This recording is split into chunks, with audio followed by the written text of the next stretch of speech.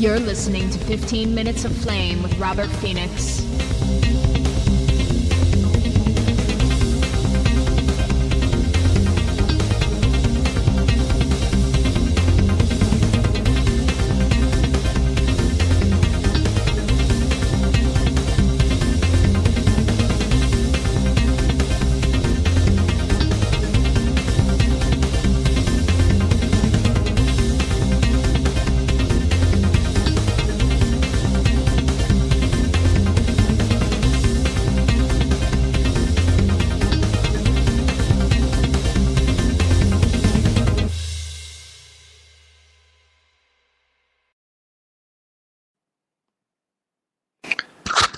I have to admit, I do kind of like the new opener.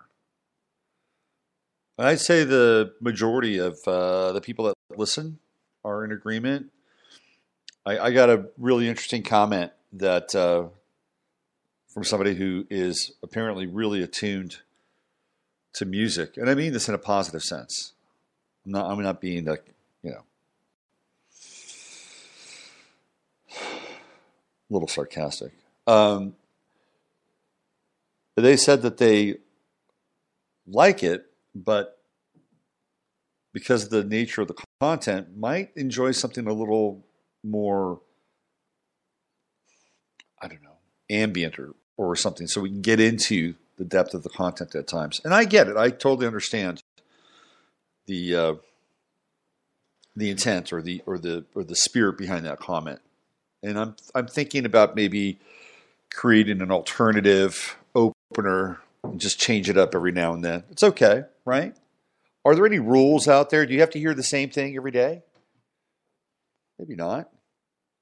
Maybe I'll have about 6 or 7, and I'll just have them all according to mood. Right? If I want to get fired up, I'll hit the current one.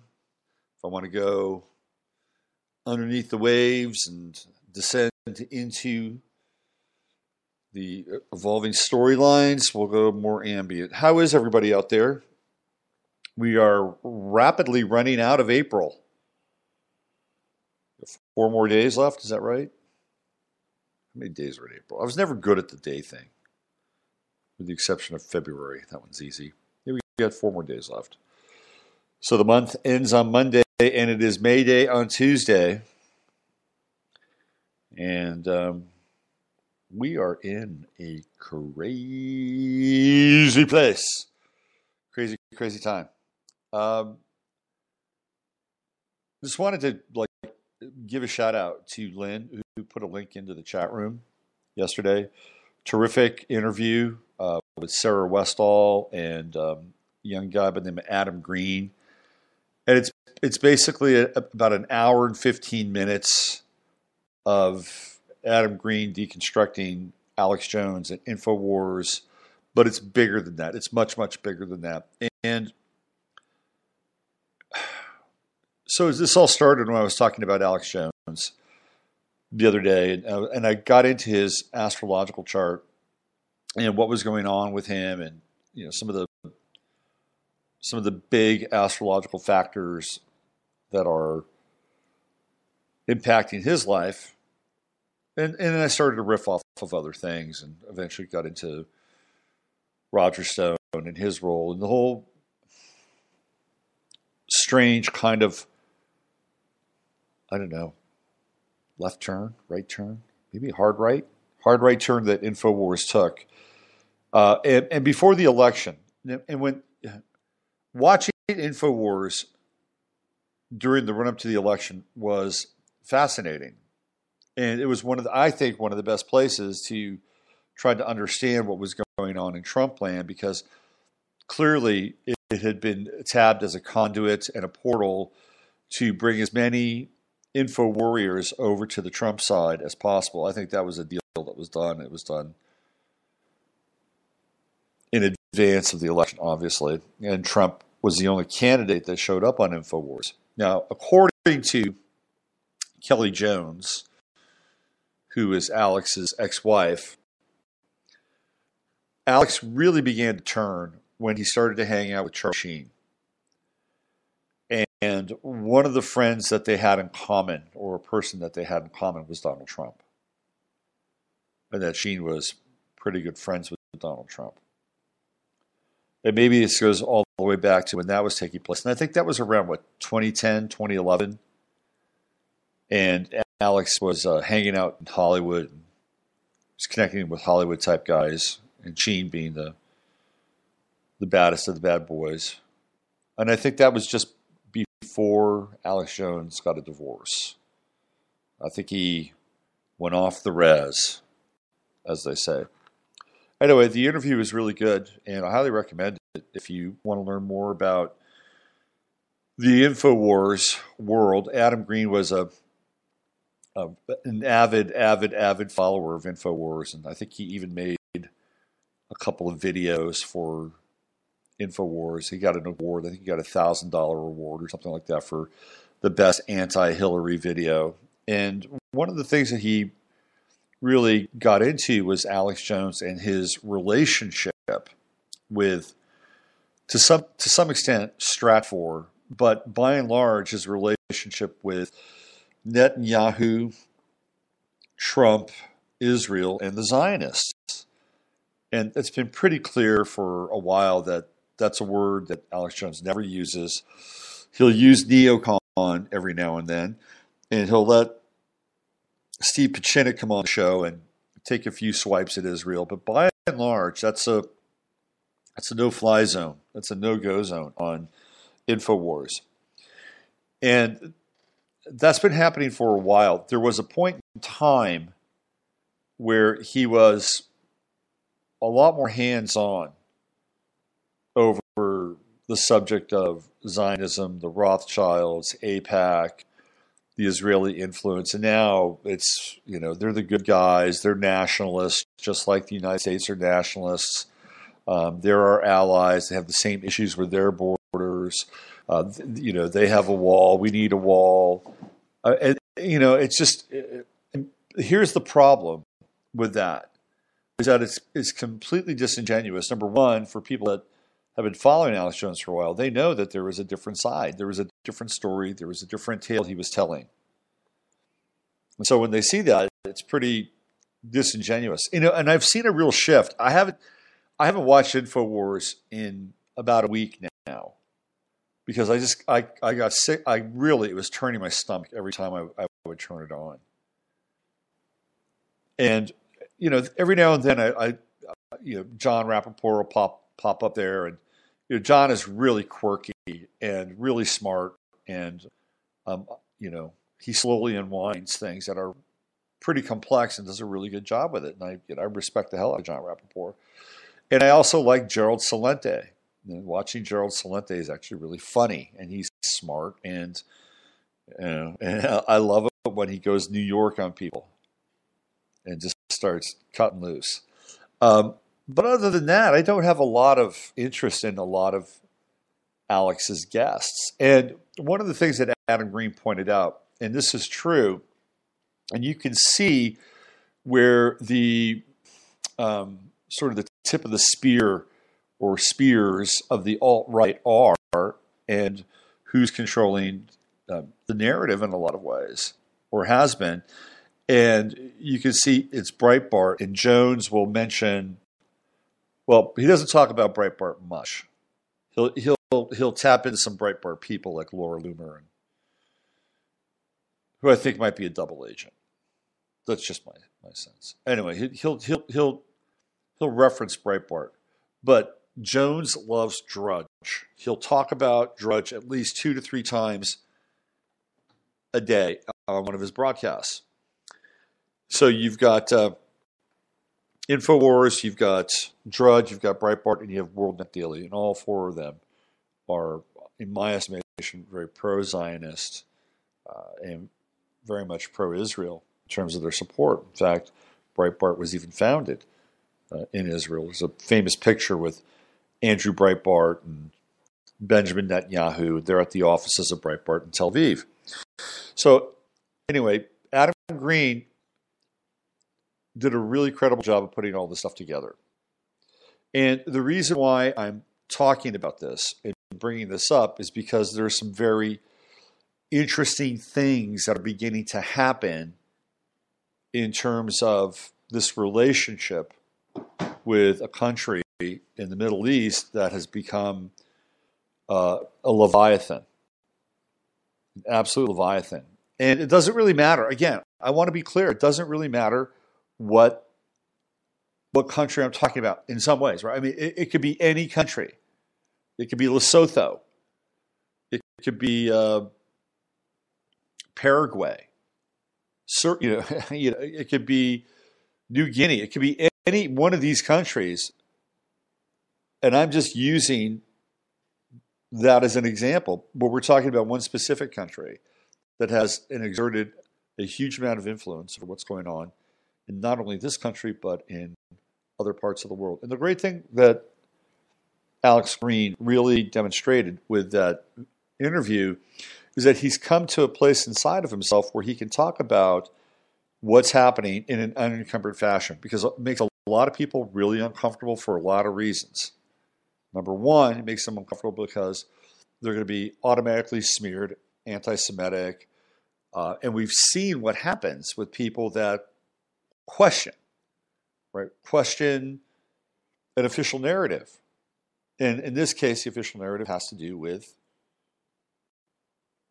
our best pals in the Middle East, right? And it doesn't even have to deal with, like, look at Tucker. Tucker questioned what the United States was doing in Syria with that bombing attack or the missile attack, whatever that thing was. And he was off the air for a while, and he had a really, really serious sit down. That was he hasn't talked about it, but that's my sense, right? So that's just one version. And then the next version is, well, hey, guess what? We want to pull the covers back on this. Why is it that when Palestinians are injured or wounded or, mercilessly degraded, they lose their land and they lose their ability to provide for themselves? Why is it that it never, hits the MSM? Why is it that these people who have been they've been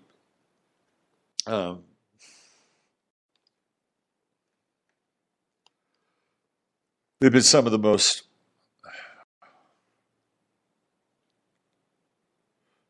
tortured people on the planet for decades? Why is it that they never show up on the evening news? How come people in Congress, aren't running up and, creating bills and trying to, bring a person over from Palestine to talk about, their plight? I mean, this doesn't get the same kind of play. So people are starting to understand this now. People are starting to see that there are players on the global stage that are, for the most part, really disingenuous.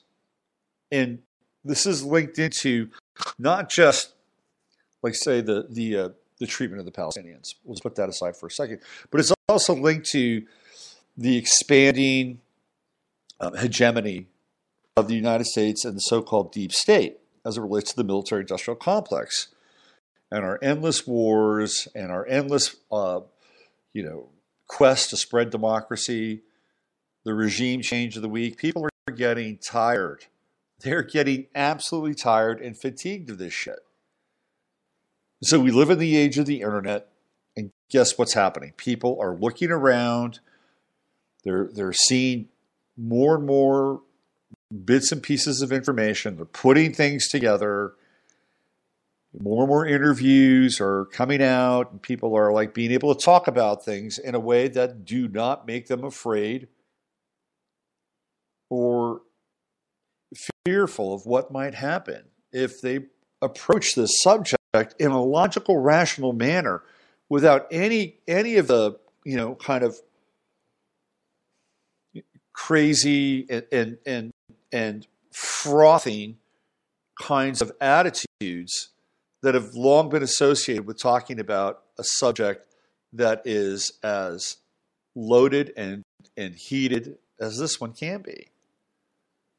It's one thing for David Duke to have a discussion and have all the baggage that goes along with it, right?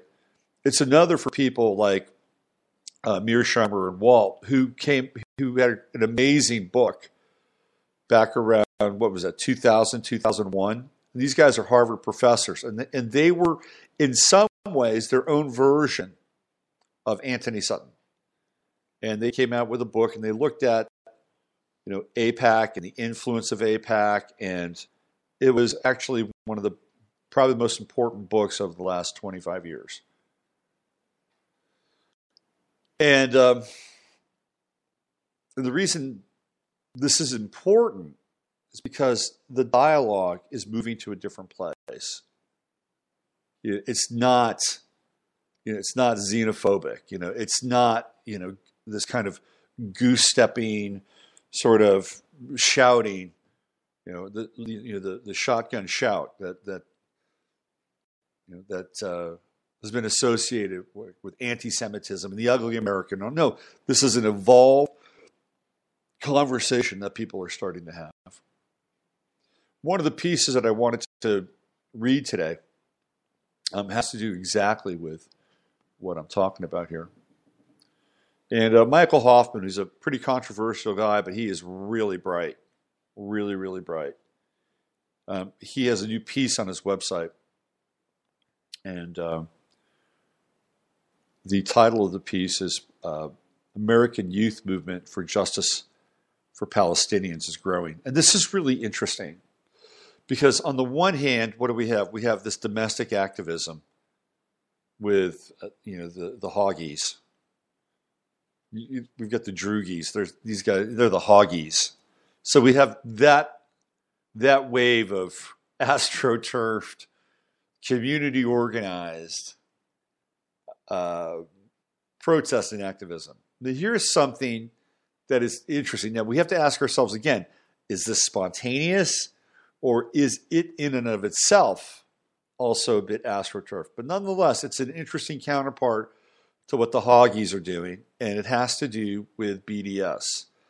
So I'm going to read this. This is April 2018. This is from this month. And another victory for Palestinian rights movement on U.S. college campuses. Students at elite, let me repeat that, elite Barnard College. This is not any college. In New York City, voted nearly 2/3 in favor of a referendum supporting divestment from companies profiting from Israeli war crimes and dispossession of Palestinians. Most recently, the slaughter of unarmed protesters at a border fence by Israeli army snipers. Concerning the murder of Palestinian civilians, including Palestinian children, Israeli General Zvika Fogel stated on Israeli radio, if that's the price we have to pay to preserve the safety and quality of life of the residents of the state of Israel, then that's the price. That is the kind of jingoism and sloganeering, in some ways, that is being transposed onto the dialogue that people are having in this country about our safety and our freedom and our rights. And, it's a real slippery slope when we get into that. And I do believe that we have to take measures around protection, and it's a whole other very complex topic, conversation, maybe even show. Let's continue here. The referendum result comes in spite of recent attempts by the Barnard administration and Israeli lobby groups to bully, intimidate, and smear students and faculty supportive of Palestinian rights at Columbia University and Barnard College. Earlier this month, Columbia dismissed a lengthy complaint against Columbia University Apartheid Divest by students supporting Israel SSI National Campus Organization, which is backed by Israel lobby groups and has ties to the Israeli government. Imagine the outcry if a national campus organization had ties to the Russian government. Again, this is, what we're talking about here. Hoffman is clearly stating this from a governmental perspective. Okay? The companies that organizers of the referendum have targeted for boycott and divestment are Hyundai, Heavy Industries, Caterpillar, Lockheed Martin, Boeing, Elbit Systems, Hewlett-Packard Enterprise, Bank Hapolim,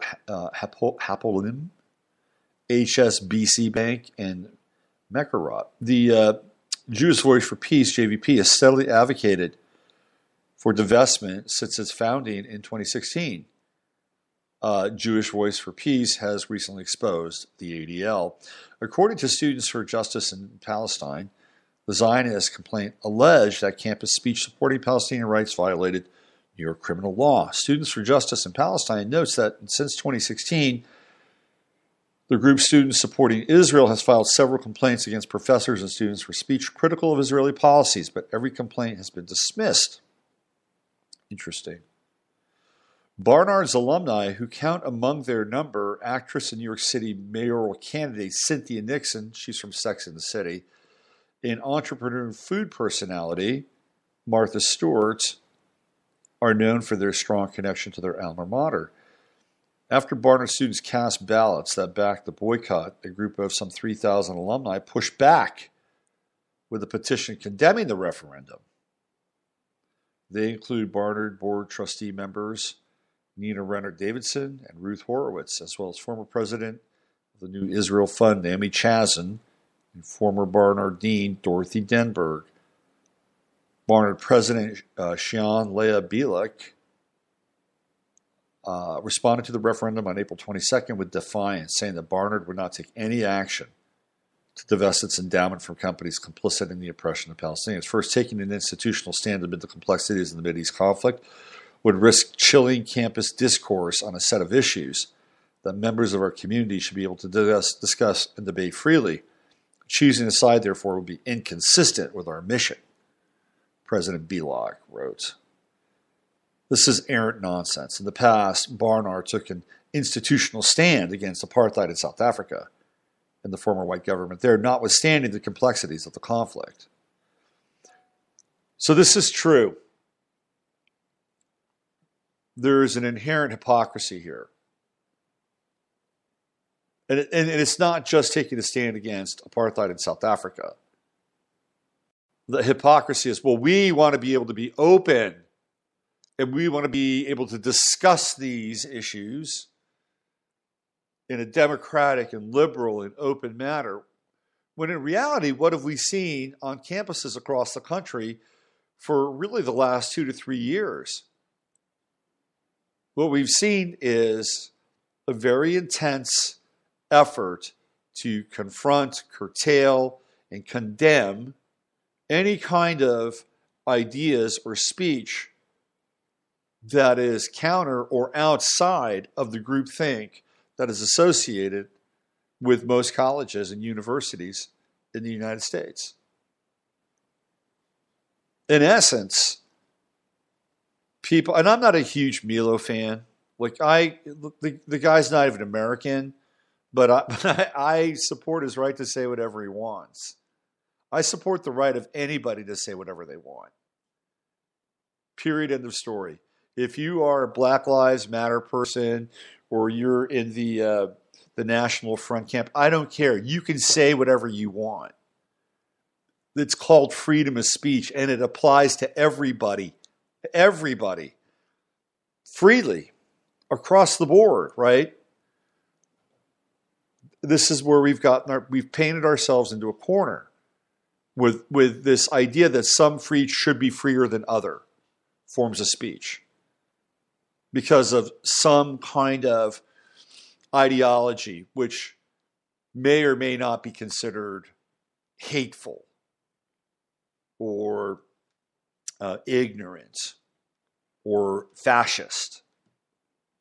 When we live in a world where those kinds of exchanges cannot happen and cannot happen freely, then we're living much, much closer to a fascist state than allowing that to happen. And that's really the irony of the whole thing.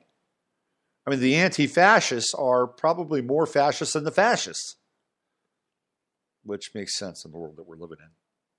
Hoffman says, those on the Justice for Palestine side of the debate are ecstatic after hearing the results of the referendum, sensing that the tide may be changing in support of their cause, though they were disappointed to read President Bielek's letter.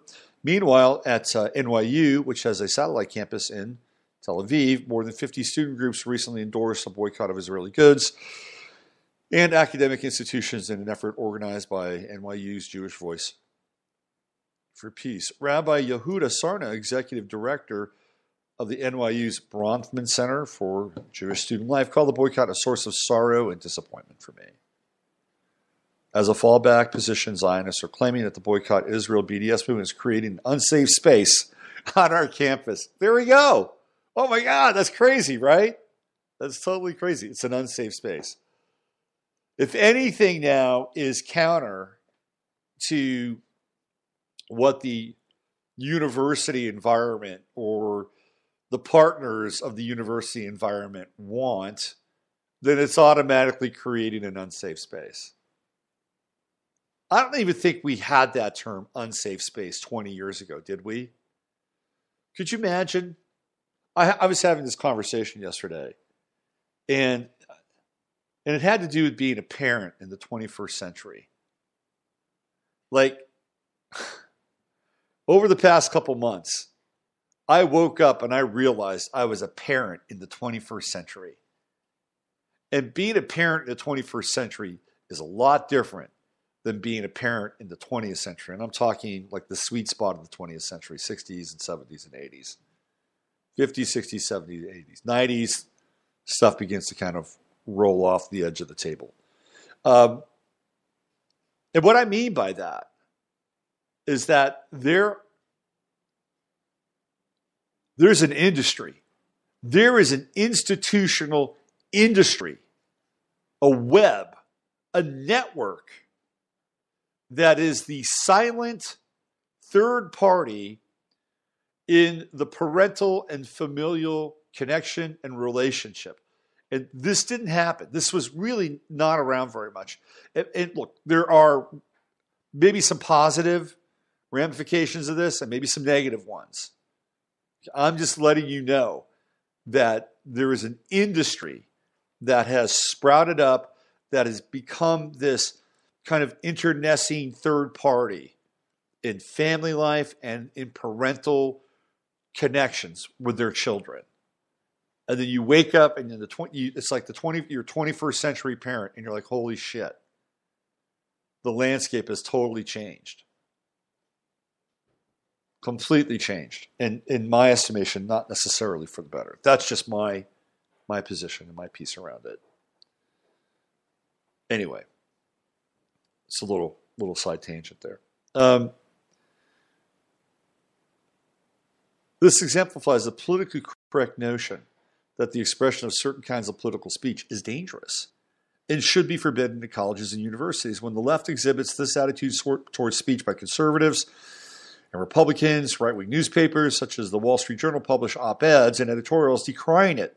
Yet when it is right-wing Zionists are demanding limits on freedom of speech at colleges, the neocons are silent. Furthermore, watch for anti-Semitic incidents clandestinely perpetrated by the Zionists themselves to erupt on these campuses as the last resort of those who have no other argument by which they can defeat the growing youth movement working for justice for Palestinians. I've talked about this before. It happens all the time. You'll have events or you'll have actions that are virulently anti-Semitic. And then once they're traced back, in many cases, they find out who were the perpetrators were, and you're like sitting there scratching your head going, well, how can this be? How can this person have done this? Well, number one, well, they happen to be Jewish. How can they actually be Jewish and spreading anti-Semitic propaganda or creating damage under kind of an anti-Semitic umbrella? Well, try to figure that one out. It's not that hard. It doesn't fall under the rubric of self-hating. Okay? So what's happening here is that these things are being pulled apart now, and people are beginning to see what's taking place. It'd be really interesting to sit down with the Hoggies and ask them about how they feel about this, since they're so fantastic at creating boycotts, since they're so adept at getting the sponsors of shows on Fox to exit stage left. It's like, hey, how do you feel about this? How'd you like to put your massive and magical organizing talents around this? You know what you'd get? Crickets. You'd get yourself some crickets. That wouldn't be happening. No, not at all. So this is part of what I wanted to talk about today, is the turning of this tide and the openness and awareness. Now, I'm going to be real clear again, just like this country has people that are not in lockstep with what happens in Washington and haven't been in lockstep with what happens in Washington for a very long time. There are people in Israel that feel the same, that they look at their government, they say, I don't condone this, I don't abide by this, but I'm here, I have a family, I have a tradition, whatever, right? There are those people there. It is not like we're dealing with the Borg, okay? Because there are people that are human. Believe it or not, yes, that's true. And so to condemn every single person that lives there would be it would be inconsistent with what our own situation is. In any country for that matter. If you were to go to Russia, I bet you could find people that are not down with Putin. In fact, I know that for a fact. China, I'm sure they're not down with Yi all the time, but they can't say a damn thing. And if they do, they're on the organ harvest list, lickety split. So this is a bigger issue. And it has to do with systems of control. And we are untangling ourselves from the systems of control. And it is a very intense and in some ways laborious process, because we have to go through a number of pieces inside of ourselves to untangle and disconnect the wiring that has been placed inside of us for decades. And to do that, we've got to get in and look at ourselves and see where we react and see where we have our charge, and quietly, persistently, but continually to go into that place and detach and untangle the entanglement. And it's not just like how we view a heated or charged topic or discussion like the one I'm talking about today and bringing forth today. There's others. It gets right down into the cellular structure of who we are, the choices that we make, and why we make the choices, and how we made the choices. And even in a particular moment in time when we're convinced of our own rightness and the sanctity of our position, sometimes that's the most important time that we can really go inside and say, am I really on the right foot here? And if I am, how far do I push it? Do I push it to the point where I've alienated people? Do I push it to the point where I'm right at a severe cost to who I am and the relationships that I have in my life? These are really important pieces. And I think that it's all connected to this nexus of control that we have inherited, either consciously or unconsciously. Look, we have genetic patterns that we've inherited from our parents. They're in there. And some of us have managed to skate free of perhaps a few of those patterns, with a few still existing that need some kind of oversight and then, be dug into. Look, I basically took the 90s off because I knew at a certain point in time that I was going to have to go into a pretty dark place with my life and some of the stuff that I had gone through, and was also trying to work out in a way that at times was healthy, unhealthy. I'm not going to put any judgment on it. But I basically took the 90s off because I was trying to get to the core of things in myself.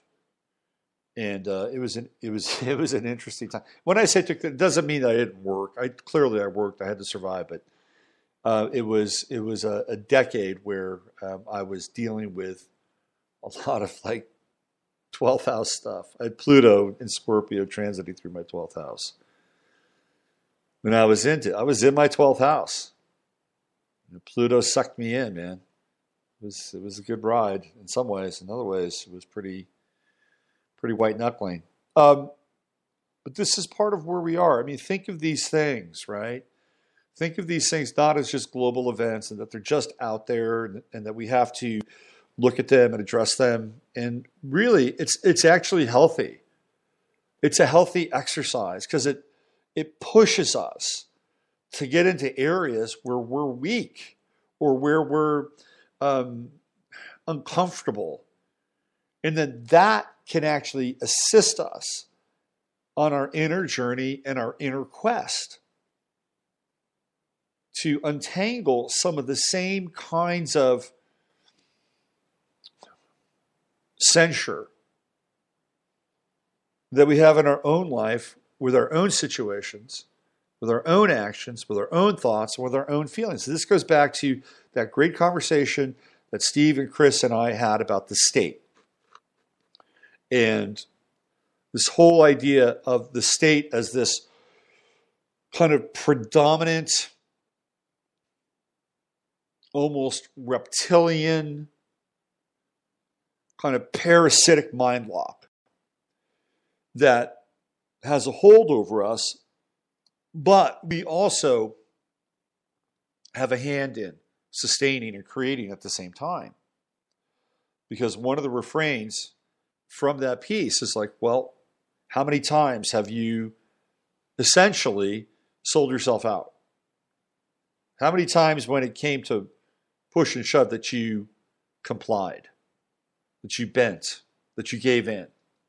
It's a really important question because ultimately that's the place that we have to wrap our heads and hearts around and how we create subterfuge and how we create a sense of, to some degree self-destruction, but certainly subterfuge and selling ourselves out.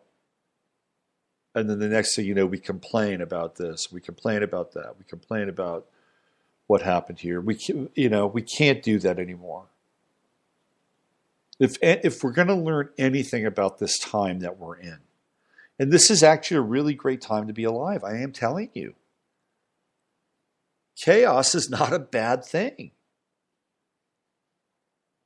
Chaos is actually a really interesting state. Things are up in the air. And when things are up in the air, guess what? There is an opportunity to look at your life, look at things, rearrange things in a way that is not predicated on a pre-existing social order. Now, the pre-existing social order has some decent things that are associated with it. It's like we don't have to throw the baby out with the bathwater. But the exercise of chaos can actually be quite healthy. And that it allows us to be slightly unmoored and that we can take on different perspectives. We can look at things in different ways. And in a world that's filled with chaos, it won't be uncommon to have ideas or conversations that are outside the lines because this is what chaos brings. Now, of course, they want to have order, ordo ab chao, right? So out of this chaotic moment in time, which is being fired and fueled with every passing day, that the end goal out of it or the end game out of it would be some kind of order, that the chaos is over. We have a solution to the chaos, and the solution to the chaos is, well, you're clamped down. And we're not going to allow anything. Right? Because it's either you allow everything or you allow nothing to some extent. That's a libertarian to me. But this is an interesting time. But remember, though, too, again, it is not just about how we can view events. Like criticizing Trump can be really healthy. Just taking another candy-coated red pill at times isn't the answer. And I'm not suggesting the blue pill either, or the purple pill. That would be Nexium. By the way, there's a commercial out there for a drug called Farxiga, and apparently it has to do with diabetes or something like that. And the commercial is this woman who's this full-figured, woman, probably maybe mid-30s, And she's doing, this kind of rumba tango kind of lesson thing. She's got a red dress on, and man, she is like kicking ass and having fun, and she's curvy, and it's like she's taking Farsiga, and her life is good, right? That is a good life. It's so interesting. It doesn't show her, going to Goodwill, and shopping through the women's section at Goodwill. That's not the Farsiga kind of life. But anyway, I look at that commercial, and then you got the, then there's the guy, the Latin dance instructor, and he's jamming. And it's like, man, I want to get some Farsiga. I don't have diabetes, but if I could get into that tango class, so that's what they're selling, right? That they're selling that moment. They're selling the tango class. And it's interesting because it's geared towards a woman. And I don't know. I mean, I remember growing up, and I remember my grandfather, not my blood grandfather, but my grandfather, he had diabetes. He took that insulin shot every damn day. I'd open the refrigerator, and there'd be his needle and vials and all that. And it's like, wow. And one day I watched him just stick that needle into his leg. Every day. Wow. Anyway, this is a great time to be alive. All right? Don't question it. It's crazy. I know. But hang on and use this as a process, right? Use this as a process to liberate parts of you that you really can be liberated by. It's okay. And it doesn't have to be fueled by hate or vengeance. This is the big piece, right?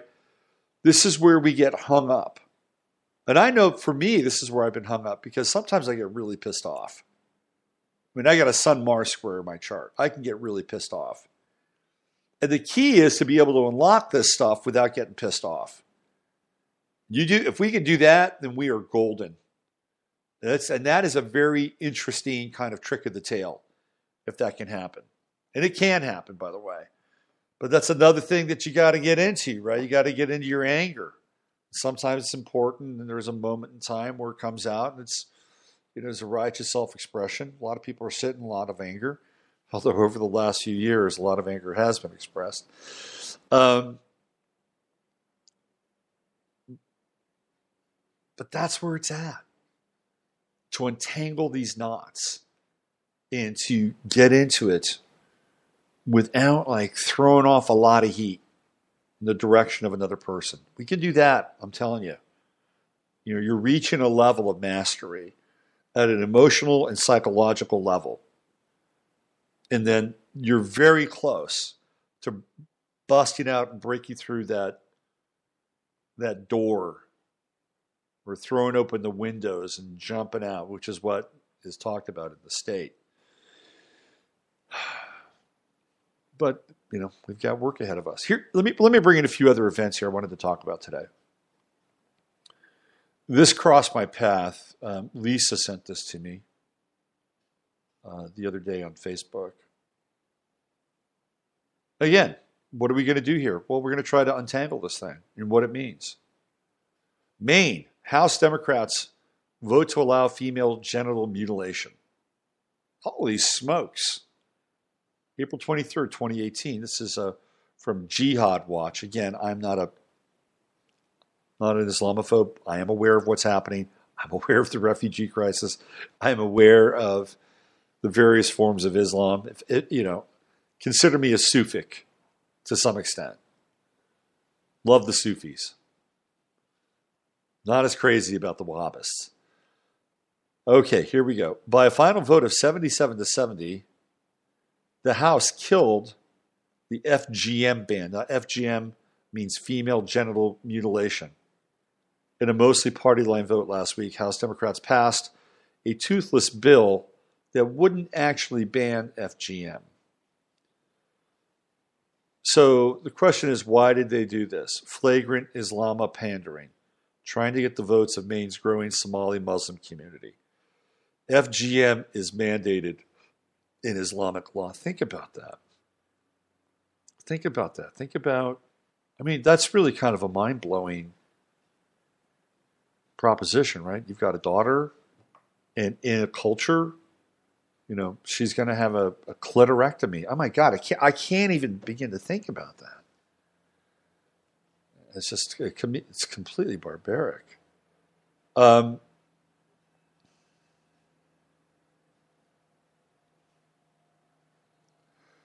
This is what it says. Circumcision is obligatory for every male and female. By cutting off the piece of skin and the glands of the penis of the male, the circumcision of the female is by cutting the basir clitoris. This is called the kufad, the female circumcision. This is Umdat al-Salik E4.3, translated by Mark Dury, third choice, page 64. This is barbaric. I can't even wrap my circumcision is barbaric. Completely barbaric. We don't have to do either of these things. We are natural. We are naturally born, and in our natural state, shall we walk the face of this earth? Please, let's just remove these medieval practices from our lives. But here's where I wanted to get into this. Okay. Now they're saying that they're going to pander to the growing Somali population that has been brought into Maine. And it has been. It's happening all over the country. And the Somalis, for the most part, tend to be Muslim. Now, I'm not sure that is ultimately why this vote occurred in having it basically split down party lines, although it is a key factor. What occurred to me was that there's also a need to be politically correct that overrides the safety and the sanctity of these young girls. Think about that for a moment. Think about being on the voting side of that. In the back of their minds, they're thinking, well, this will never happen. This will never happen, but I can vote for it. I'm on the record, and we've got a bunch of people that have moved into the area, and I can count on them for their support, their vote. Therefore, I can keep my cushy little job and lord my local power over the rest of our little community here. And I'll never have to worry about it because it'll never affect my little girl. But it's the idea, right? It is the idea that they have sold themselves out. And not just sold themselves out for a potential vote, but also an overriding ideology that says, in a grand scheme of things, we're going to allow for this to happen because the party deems it so. This is a party position. And when we get into this kind of, whether it's the left or the right, we're into like Soviet Union territory. And I used to get into this with guys on this one message board. It was a sports message board. And these guys were just frothing Democrats. And I would say, well, can't you like step outside of your sandbox for a moment and look at this from a different perspective? But they couldn't because they were aligned along party lines. And in most cases, they had incredibly intelligent, articulate,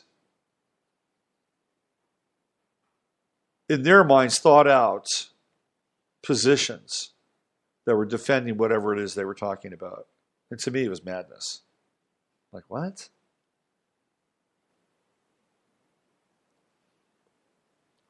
Now, this gets into this whole concept of groupthink and, again, that's like primary stuff, right?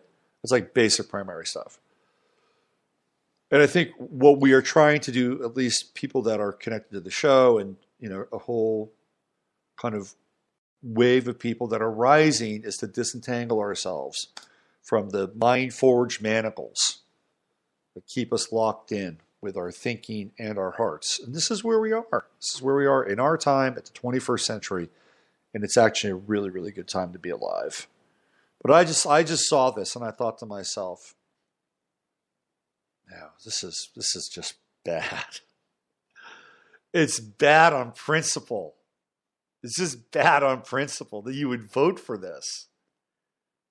Right? You would vote for it because, again, it just gets into this. Well, it's never going to happen to my little girl. It might happen in their community. And in some ways, that is like really, really completely racist. And it's couched in this kind of really feel good, everything is permitted kind of ideology. It's mind blowing. And it really is the epitome of racism in some ways. Oh, that's okay. You can do it in your community, but it's not going to touch my little girl. Well, just wait. Maybe it will. In which case, good luck with that. People don't think these things through very much. Let's get into the chat room here. Let's see what we got going on. Chat land. We got Maury. What else we got here? What if those who voted were women? Of course they are, Lynn. Of course they're women. They're not just men. Of course they are. Of course they're women. It's about understanding Uranus, and the rest takes care of itself. Turmeric for diabetes. Lynn has got some great insight into herbs. No, like my music makes me bop in my chair. Here's a link to the interview. She put the interview back up in the chat room, by the way, with Adam Green and Sarah Westall, which is really worth watching. What if those who voted were women? Yeah, I'm sure they were. They're completely and utterly selling their daughters or their granddaughters out. And it's not necessarily it happening tomorrow or next week. It is the principle, right?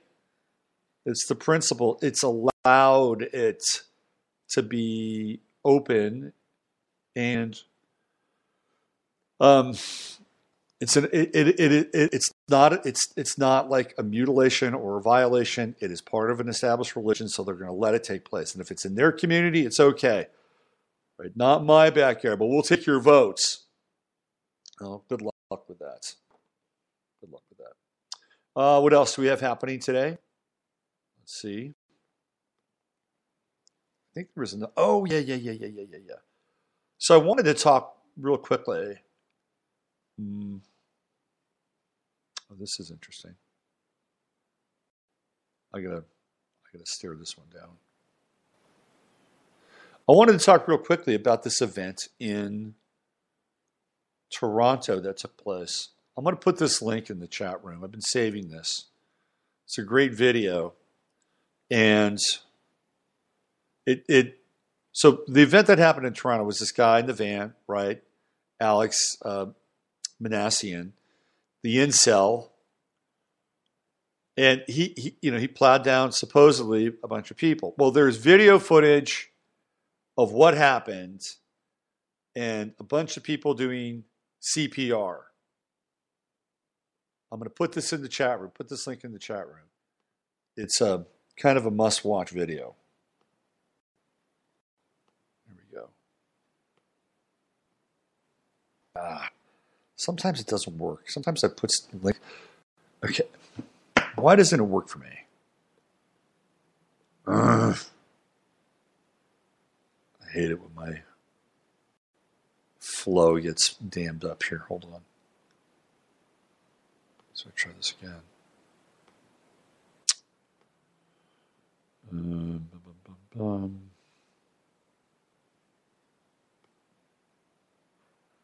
Let's do this.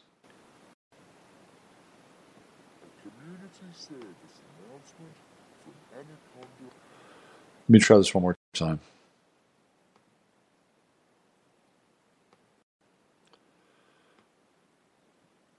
Okay, this is definitely a conversation I need to have with Spreaker. Anyway, there's a great video, and it's on a website called 153news.net, which is kind of a YouTube sort of outsider channel. And the video shows people doing CPR on the victims of this event that happened in Ontario. And it's pretty clear that the victims aren't really people. Okay, just saying. And this dovetails with the two versions of Alex Minassian, which I've been talking about. The guy that they pull out of the car or out of the van is bald-headed. He's bald-headed and he's big. And then Minassian shows up in court and he's got hair in his head based on the artist's rendition. The whole thing is completely bizarre. I wish I could put this in the chat room so you guys could find it. Just look up Toronto CPR special. Okay? Toronto CPR special. Look it up. You'll find it. What do we got here in the chat? Let's see. Worst case, post it. Yeah, I'll do that. Thanks, Maury. I'll put it on Facebook. I haven't been on Facebook that much. Again, astrologically, I've had Mercury in my 4th house. And I've just been taking kind of a break in some ways. When Mercury goes up in my 5th house, that'll change. We'll get back on the stick. Mercury rising. All right, why don't I get on out of here? Let you people get back into your day. And thank you again for stopping by and listening and untangling some of the cords here, because I think it's really important. Not only important, but it's a really advantageous time. Don't think of the chaos as being something that is insurmountable or dangerous or catastrophic. Just eliminate that from your thinking and allow the chaos to really kind of knock a few things loose inside of yourself. And then take some risks. It's okay to take some risks. We're living in a world now where risks are being, risk-taking, I mean good risk-taking, is being curtailed. I mean, you saw that bill that was passed in Utah, allowing kids to be free range parenting. By the way, I now live across the street from this elementary school, and I love it. Like at around 11 o'clock, I get to hear the kids play, and they're laughing and doing what they do, screaming. It's great. I love it. I look forward to it every day. Every morning, I hear this little kid over the intercom talk about the menu of the day, right? The food for the day at the cafeteria. And he does the Pledge of Allegiance. I love that stuff. But one of the things that I noticed, and I hadn't really, and I had years of like doing the exact same thing. And for me, in particular, because when I had my son at a certain point in time, I lived about 7.5 miles away from his school. So driving him there was going to be difficult, or letting him ride his bike was. Sometimes driving was difficult due to the traffic. Anyway, I remember when I was a kid, people actually rode their bikes to school. I mean, riding your bike to school was a big deal. It was a really big deal. It was a sense of independence. You got up in the morning, you got your stuff together, and you rode your bike. Boom. Of course, they had school buses. They still do. And in many cases, some days I would walk. I'd walk to school. You don't see kids walk to school anymore. You don't see kids ride their bike. What you see is a convoy of SUVs line up and drop off and line up and pick up. When did this happen? When did this sea change occur? When kids no longer rode their bikes to school. It blows my mind. Yeah, I get it. Some kids live kind of further out in the district. No, I totally get it.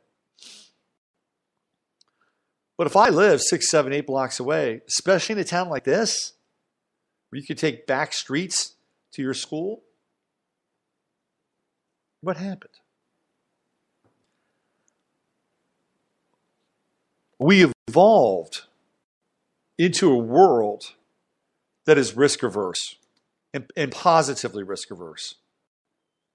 That's what's happened. And that's a conversation for another day. Hey, thanks for hanging out. And thanks for kind of winding, our way through this whole kind of divestment piece. And it's a really important one, just from the perspective that it forces you to get into areas that you're uncomfortable with. And if you can begin to unlock those chains, boy, what other chains can you lock inside of your mind? What other programs can you free yourself of? It's a big one. All right, let's get on out of here. Thanks again for showing up. I'll be back tomorrow with Steve and Chris on the Friday Forecast. So you know the drill. Use your head to discern what's real, your heart to step when it's possible. Normally I play Time Tunnel, but I got to get on out of here today. It's Robert Phoenix. You've been listening to 15 Minutes of Flame, and thank you for doing that. You can find me at robertphoenix.com. And